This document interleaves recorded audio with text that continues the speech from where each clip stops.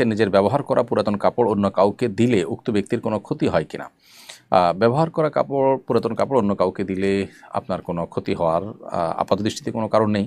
তবে একটা বিষয় আছে, সেটা হলো যে ব্ল্যাক ম্যাজিক করার ক্ষেত্রে অনেক সময় মানুষের ব্যবহৃত কাপড় বা শরীরের চুলের অংশ এগুলো অনেক সময় ব্যবহার করা হয়। অতএব আপনি কোনো গরিব মানুষকে দিয়ে দিলেন, তিনি পড়লেন, তার জন্য পড়াতে কোনো অসুবিধা নেই। কিন্তু যদি এমন হয় যে কেউ এটা দিয়ে ব্ল্যাক ম্যাজিকের কাজে, সেহেরের কাজে যদি ব্যবহার করতে পারে, সে আশঙ্কা থাকে, তাহলে সেটা অ্যাভয়েড করা দরকার। সেটা আপনার নিজের সেফটির জন্য, যদি এরকম ব্যক্তি হয় যাকে নিয়ে আপনার সন্দেহ হয়।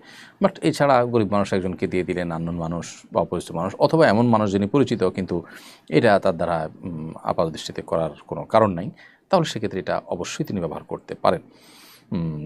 যিনি ব্যবহার করবেন তার কোনো ক্ষতি কোনো অবস্থাতে হওয়ার কোনো কারণ নেই। কাপড়ের মধ্যে কোনো লাভ ক্ষতির কিছু নেই। যদি মনে করে কেউ এরকম যে আরেকজনের ব্যবহৃত কাপড় পরলে তার অসুবিধা হবে বা ক্ষতি হবে, তাহলে সেটি এক ধরনের শিরকপূর্ণ বিশ্বাস।